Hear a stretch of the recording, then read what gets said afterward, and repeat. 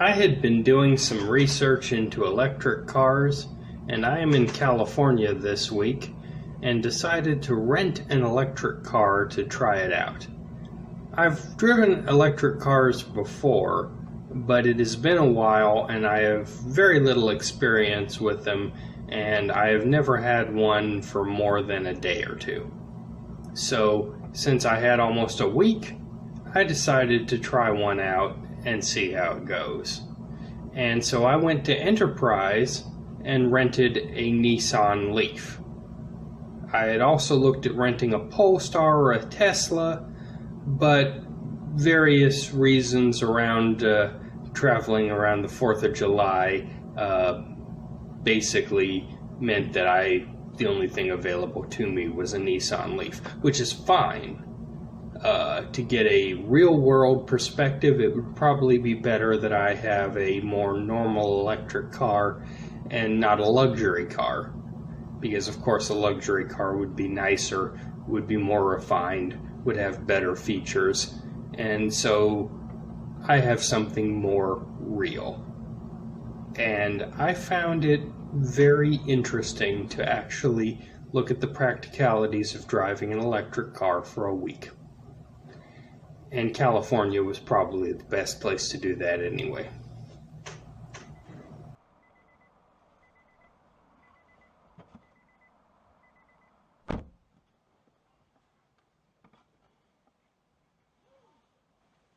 This is a 2021 Nissan Leaf, which I have rented from Enterprise, since I do not have an electric car, but I'm in California, and that is the thing to do here, is to drive an electric car. So, I've driven electric cars before several times, but this will be my first chance to test one for a longer period of time. So here we go.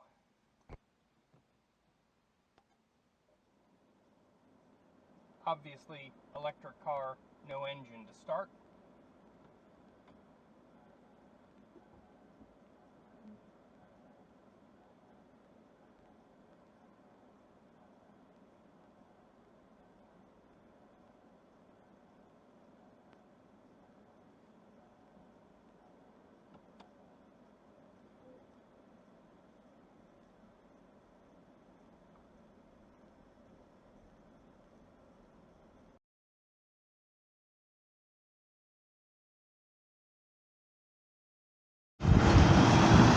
The Nissan Leaf is a very practical vehicle.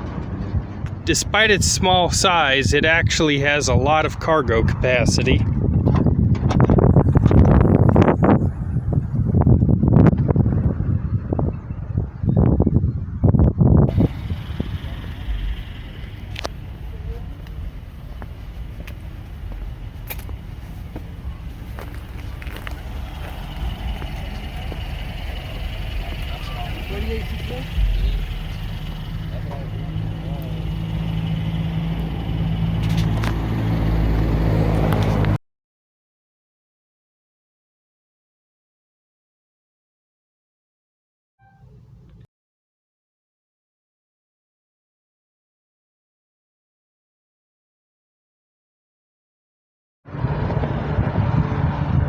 The interior is sufficiently large.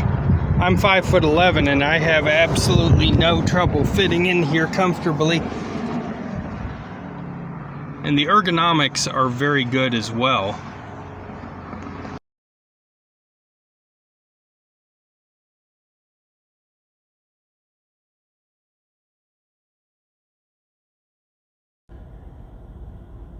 The ergonomics of the Nissan Leaf are actually very good.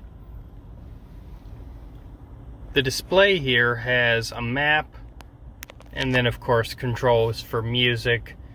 It will link to your phone, all the basic things that most cars have nowadays, but the layout of the system is actually very simple. It even shows you where the charging stations are so that you can get another charge. Furthermore,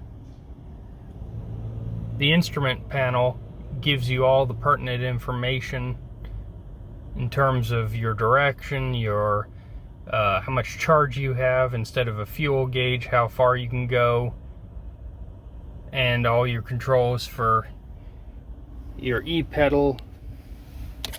Right here, turn it off, turn it on, eco mode, and the shifter to move into reverse or drive. As you can see, reverse is forward, drive is rear. It's actually a very good layout. You also have all your basic controls on the steering wheel. Most cars do nowadays, but the way this one is set up is very easy. And see if we need a charge. Shows us exactly where the charging stations are.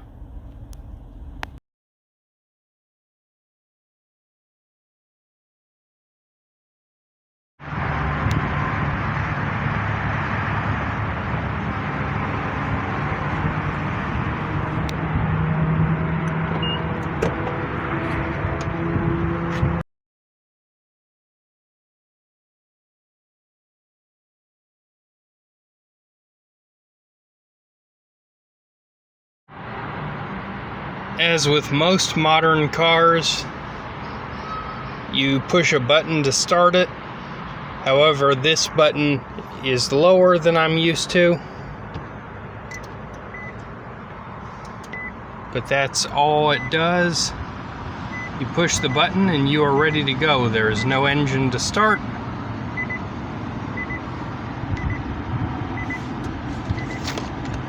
As you can see, you push this to the left and forward for reverse, or rear for drive.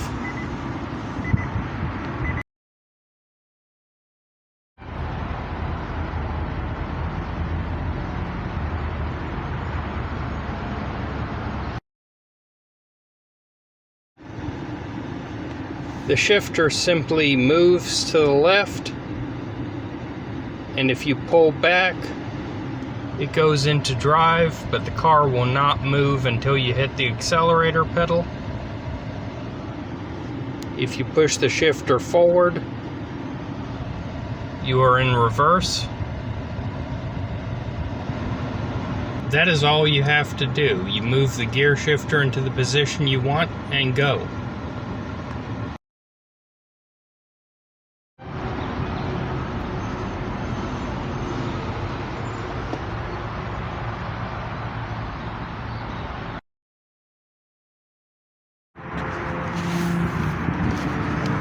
When you reach your destination, all you have to do is push the button. It shuts the car off, puts it in park. The car moves just a little bit, which is how you know it went into park. And then you are done. You can see I have 132 miles left before I need another recharge.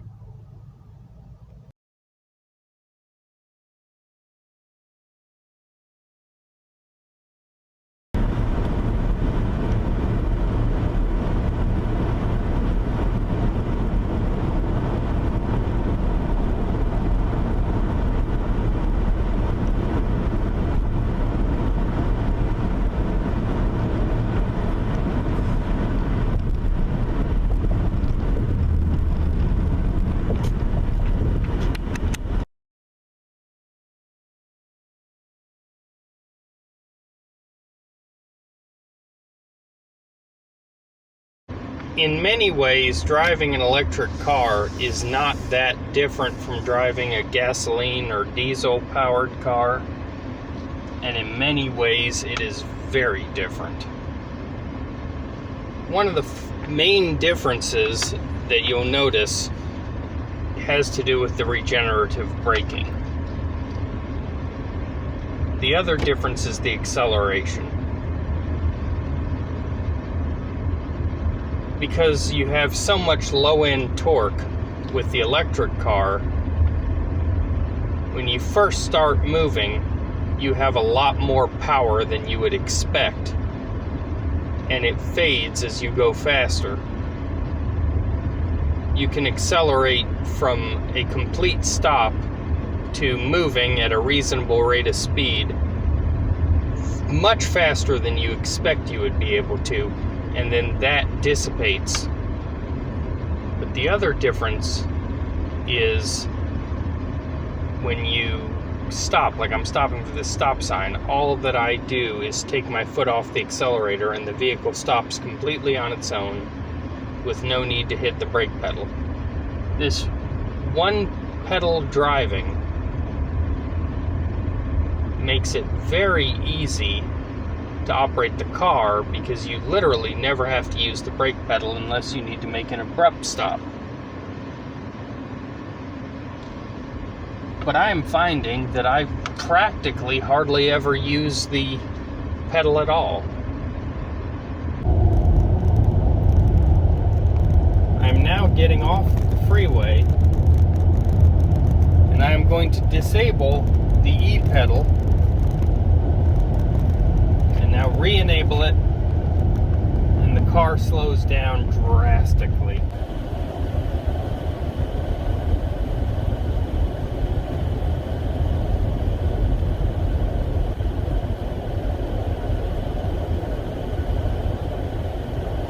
The problem with using the E-pedal in an area like this is when I'm going down a hill like I'm doing right now, I have to turn it off so that I can just take my foot off the accelerator and let gravity pull me down the hill. If I had the E-pedal on, the car would slow down to regenerate the battery. And it won't let me just use gravity to pull the car down the hill.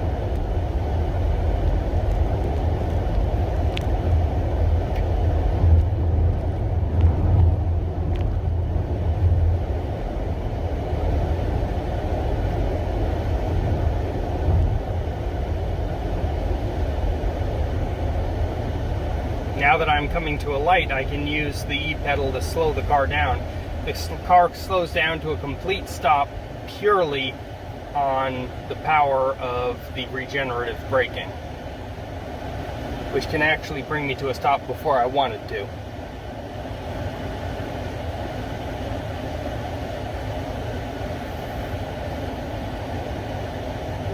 Now I have the E-pedal back on, so when the light turns green, I can go, and the E-pedal will take care of everything.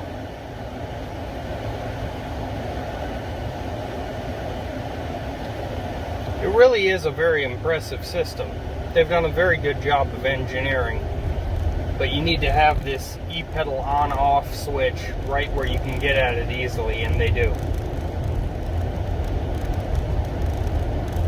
Now I'm coming to another red light. I take my foot off the accelerator. The E-pedal slows the car down to a complete stop, and it was slowing me down too soon.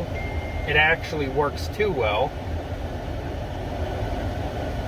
so I have to give it a little more accelerator. And we're stopped, and the car is holding at a complete stop without me ever touching the brake pedal. Very impressive system. Now that I'm going again,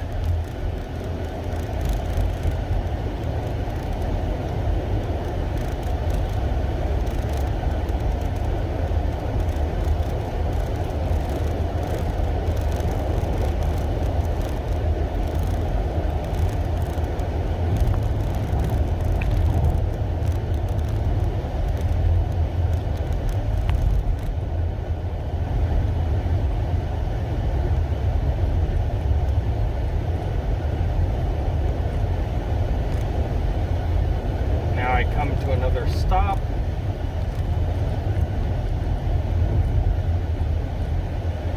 And purely on E-pedal, it slows me down.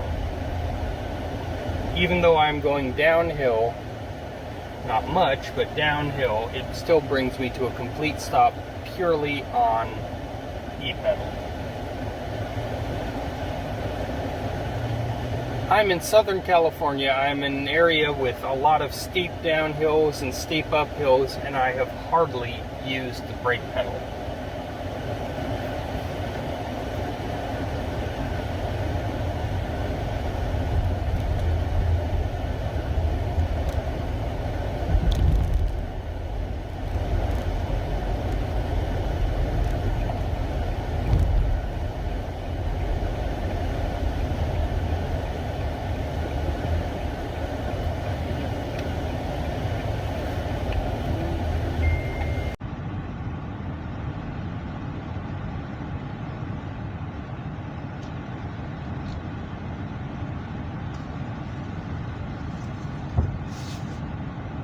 am executing a very tight corner here just to see how tight we can go. And it is very impressive.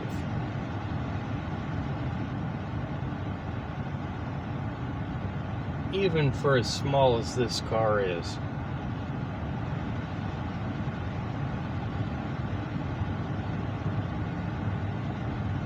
I just made a very tight corner most cars would not be able to do.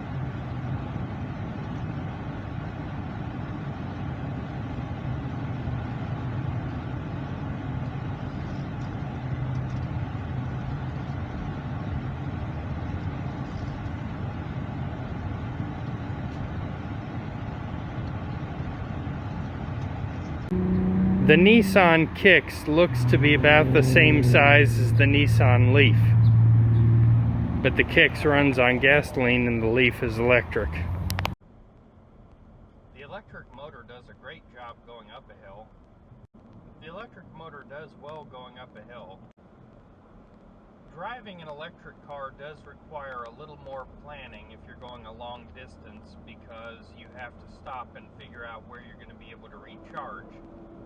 And you want to be able to use the higher speed chargers, and therefore you have to plan where you're going to go.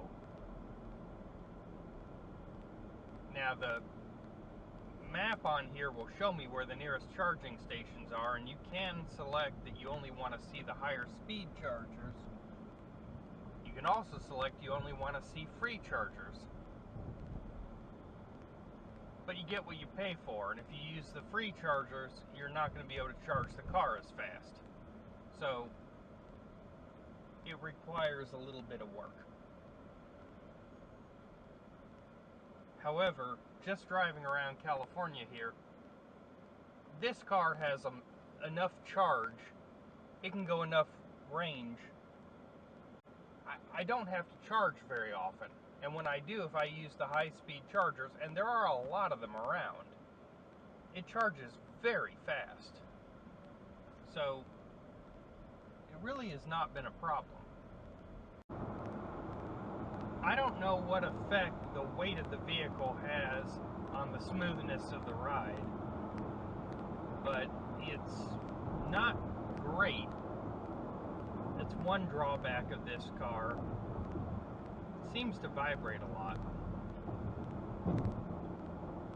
Now, I'm not driving on the best roads right at the moment, but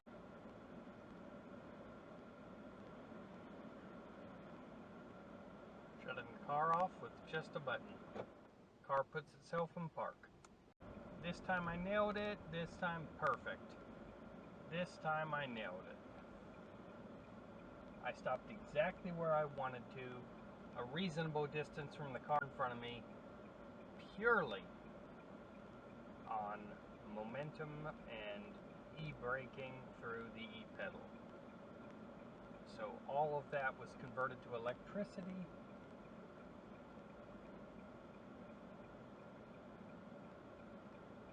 There is a gas station right there, and regular unleaded is over $6 a gallon. $6.19 a gallon for regular gas. Yeah, if I lived here, I absolutely would have to have an electric car.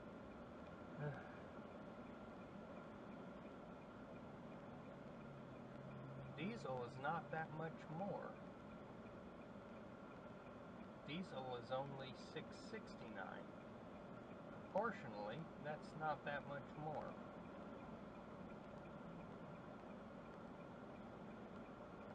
Expected it to be closer to $7. Everybody who has never driven an electric car should do so at least once. It's a lot of fun. It really is. I will probably eventually own one. The more time goes on, the more charging stations are built, the more that the infrastructure is present to make it conducive to having one. And we are going to try this again with the e-pedal. I'm going to take my foot off of the accelerator at this point now, and once again I did it too so I give it a little accelerator. I'm very tech savvy and I'm a fast learner, and I can get this fairly quickly. To somebody who's not used to it, it could take a while to get used to.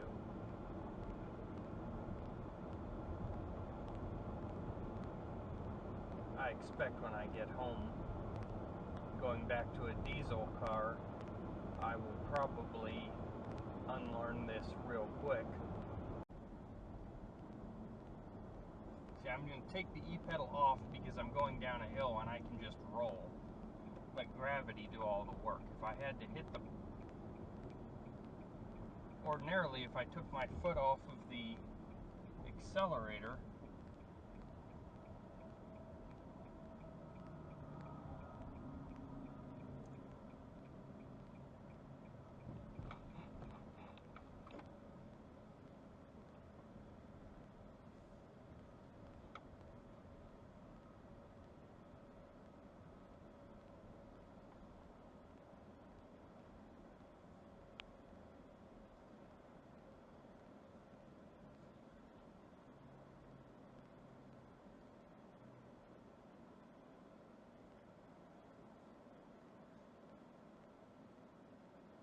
in a flat environment like where I live in Texas, I think the E-pedal would just stay on. But here, there are some times when you want to be able to just use gravity and not have the car immediately slow down and charge the battery when you're trying to just coast. Coming up to a red light, take my foot off the accelerator.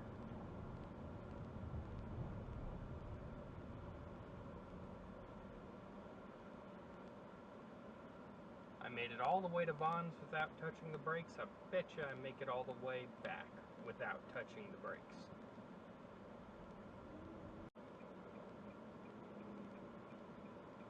You know, I may have to get one of these.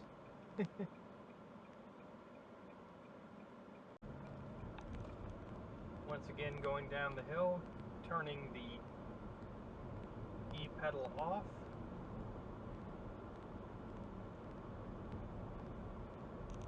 I'm basically coasting.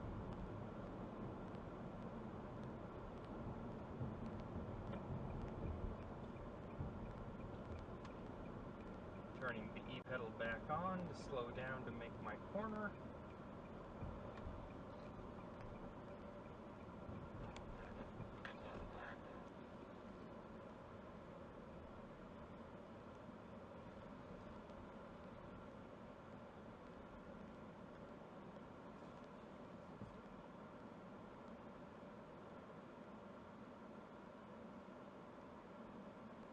Round trip without touching the brakes.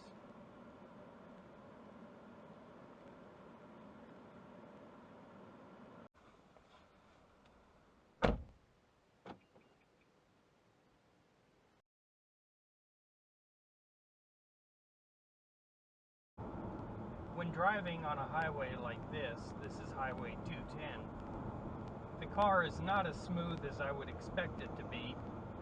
I'm not sure if that is due to it being a lighter weight vehicle.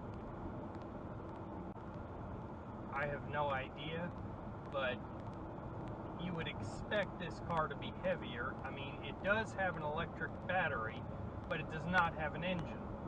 And I'm sure the electric motor weighs less than an engine would.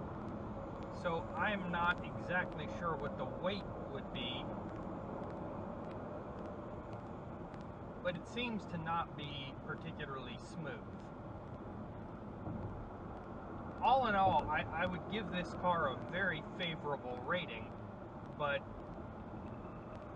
one thing they need to work on is how smooth the ride is on a highway. Now, unlike some of the previous roads I went on, this one is in very good road. This is a very good highway, and it's smooth enough, but most of the cars that I'm used to would be smoother than this.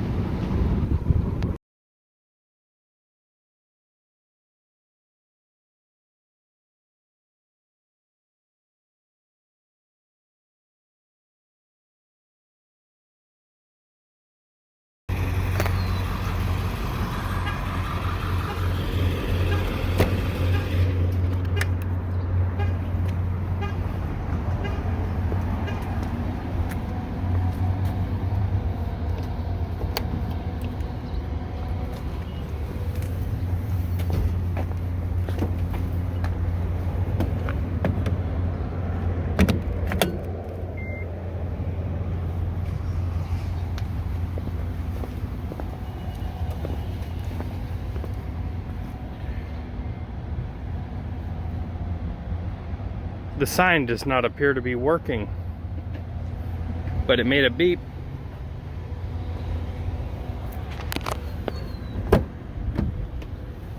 And it is charging. You can tell from the light.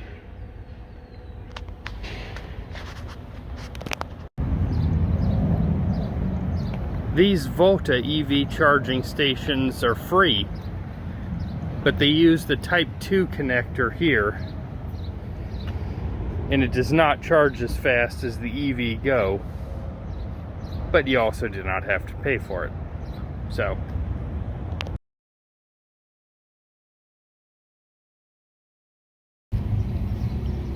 the SAE J1772 chargers that Volta uses are not nearly as fast as the ones that I used at EV Go.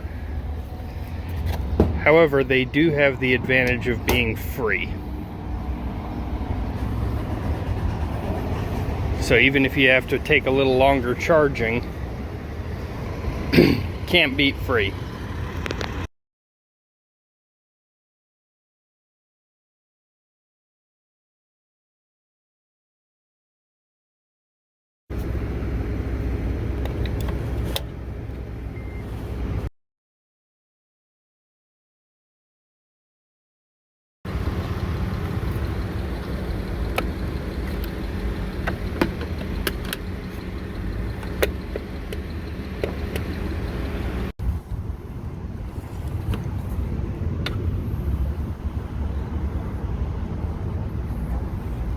It comes as no surprise that there would be free electric vehicle charging at Amazon Fresh,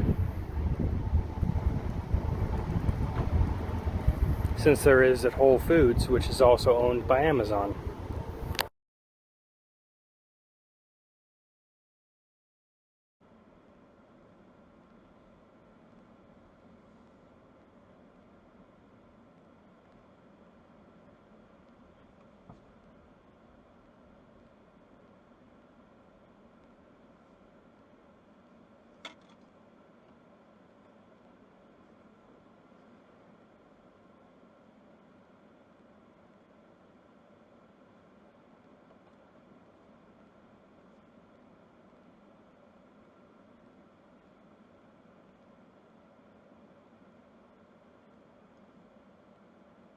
To stop the car, you just push the power button. turns the car off, car goes straight into park. Very easy. Fortunately for me, there are plentiful charging stations here in California. There are plenty in Texas as well, but not quite as many. Now, departing from an Amazon Fresh, I've never been in one before. No surprise that I was able to charge my vehicle for free here, although being that it was one of the Type 2 chargers, really picked up very little charge, but that's okay, I didn't need it. From the point of view of a business, it makes sense to give your customers free charging, because then customers with an electric car will come visit your business instead of one of your competitors that does not. Probably the amount of power that the electric charger uses pays for itself in increased business, but I would need to see numbers on that. I'm not 100% sure that's the case.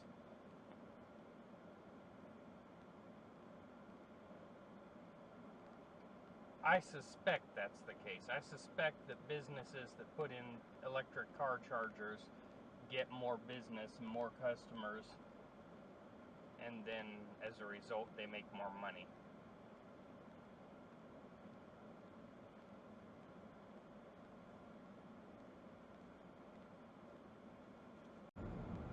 The Amazon Fresh having an electric car charger is not surprising.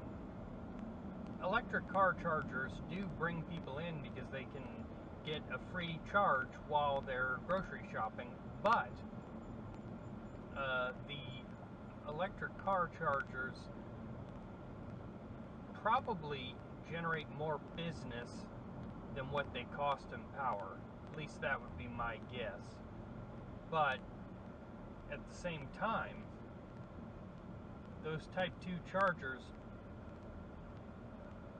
they just don't provide a lot of charge. When you get a free charge, you get what you paid for.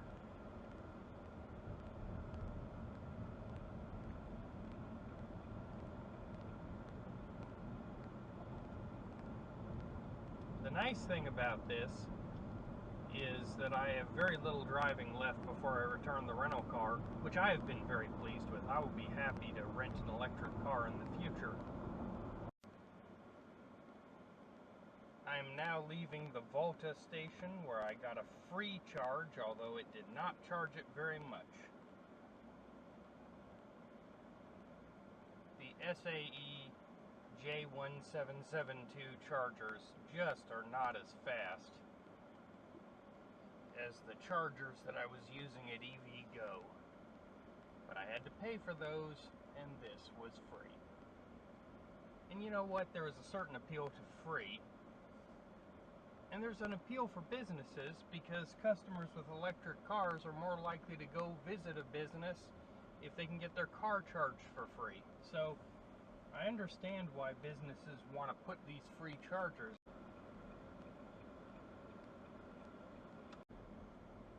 Using the free chargers as a way of recharging your electric car is just not practical because they do not charge the car fast enough for you to get a complete charge in a reasonable amount of time. I would have had to leave the car there all day to get a full charge, and they're not going to allow that. So really, if you just want to add a little power to your battery while you're shopping, it'll do that, but it will not actually serve as a full means of charging the car. The fast chargers, which I have found plenty of here in California, they're easy to come by, will charge the car completely in a reasonable amount of time. Not as fast as refueling a car with gas, but still a reasonable amount of time, and for a lot less money. I mean, I can fully recharge the car for a whole lot less than a tank of gasoline, but I have to pay for it. And if I'm going to shop somewhere that has a free charger, and I have found a lot of free chargers. Since I have been here, I have seen shopping malls and grocery stores and that little shopping center up there that all had free chargers. So, depending on where you go, you may be able to at least save some money on power. But you cannot practically run the car exclusively off of free electricity.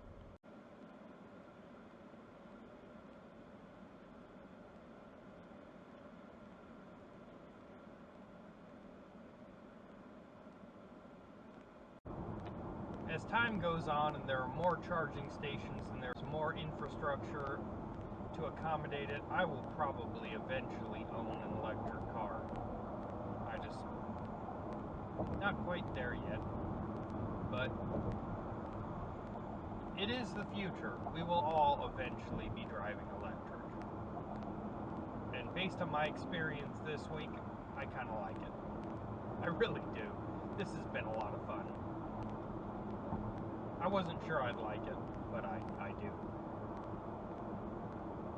I came into it with an open mind, and it paid off.